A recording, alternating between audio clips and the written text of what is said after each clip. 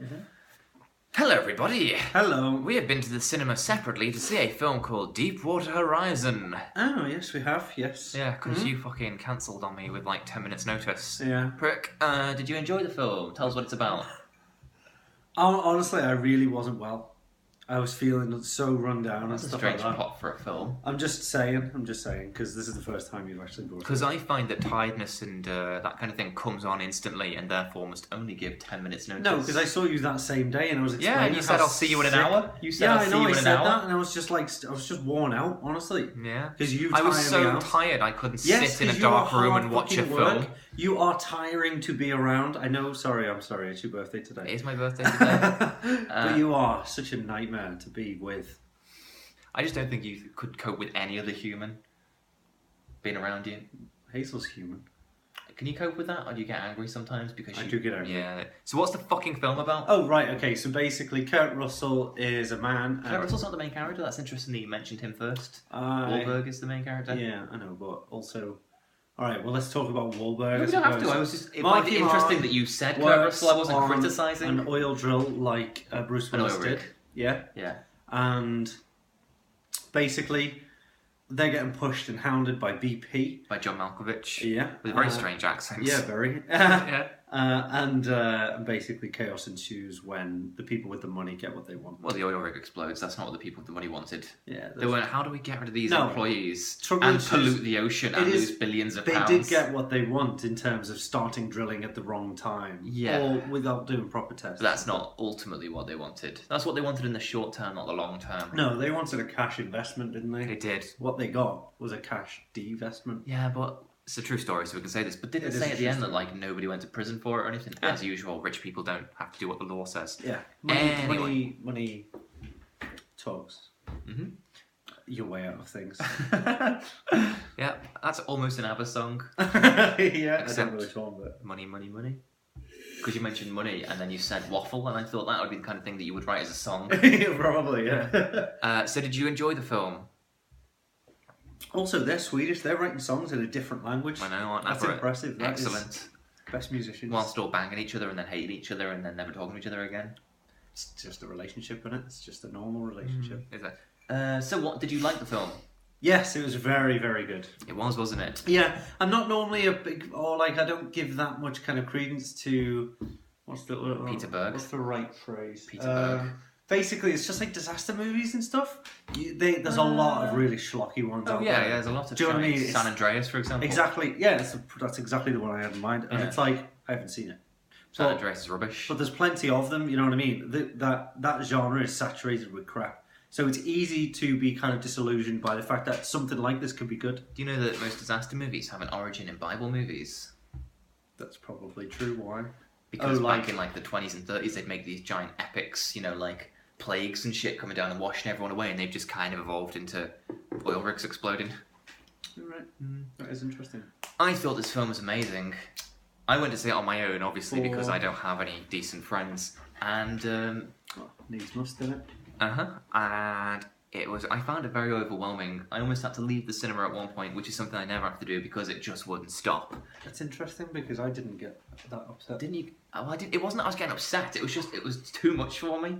It was just like intense. Yeah, it was like when it's just everything was exploding and everyone was like panicking. Non-stop. Yeah, it's just like God, I need to take a breath. I think that's what Michael Bay sees when he closes his eyes. It's just. I think amazing. Michael Bay sees the void when he closes his eyes. That's why he is when he opens his eyes. I only found out yesterday that Michael Bay's on Twitter.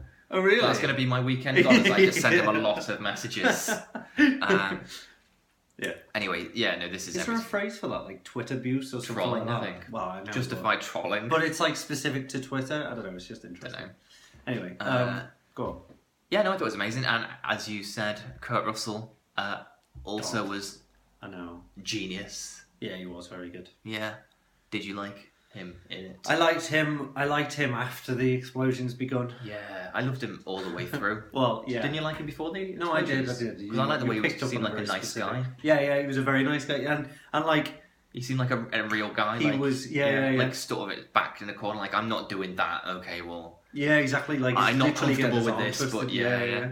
And he played it. Yeah, he just played it off. He wasn't like a massive like hero or anything like that. Nothing like overly dramatic. No. Yeah.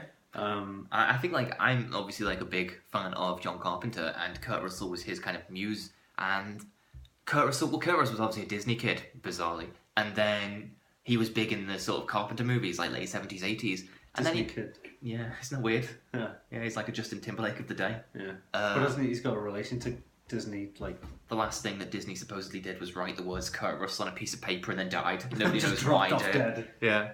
Then he went to the fridge.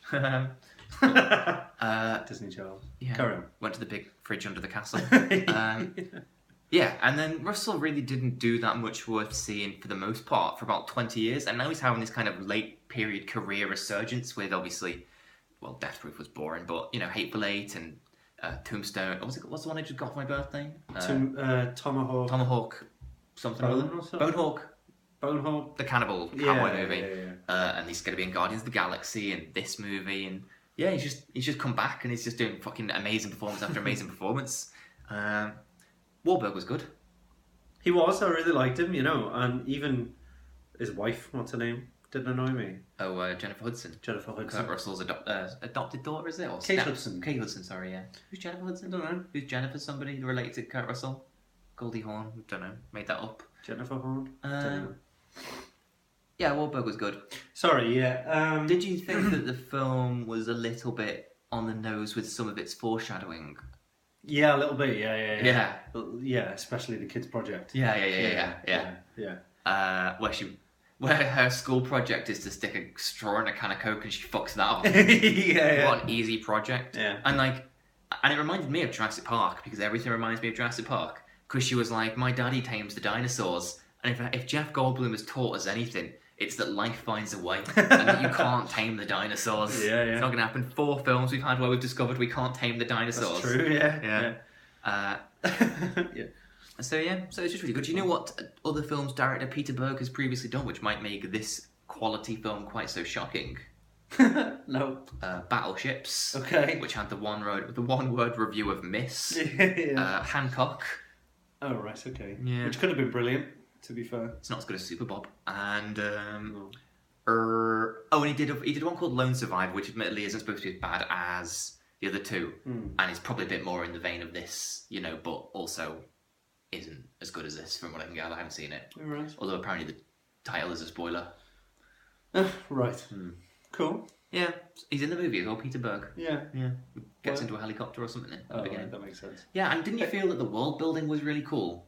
Like you believed it when they were on an oil rig and stuff like that? Oh, yeah. I just assumed they were.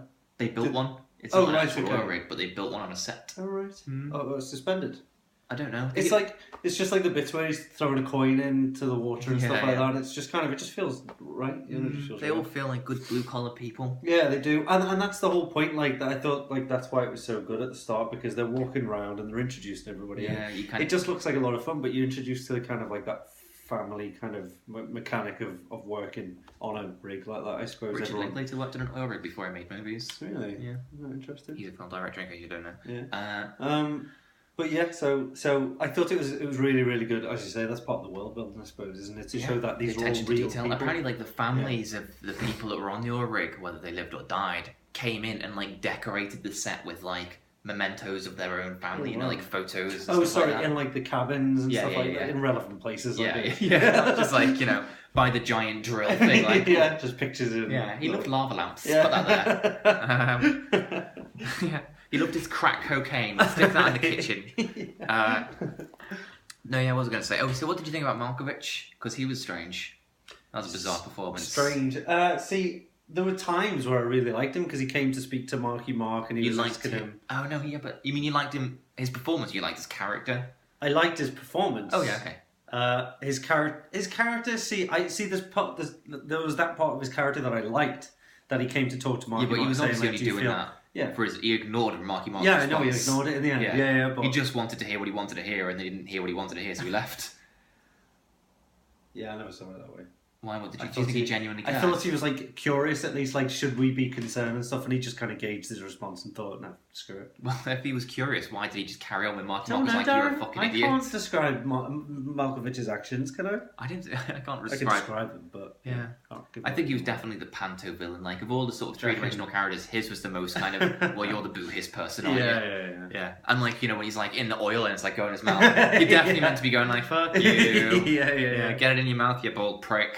Well, Hazel made reference to the fact that there was elements of this that were like Titanic as well.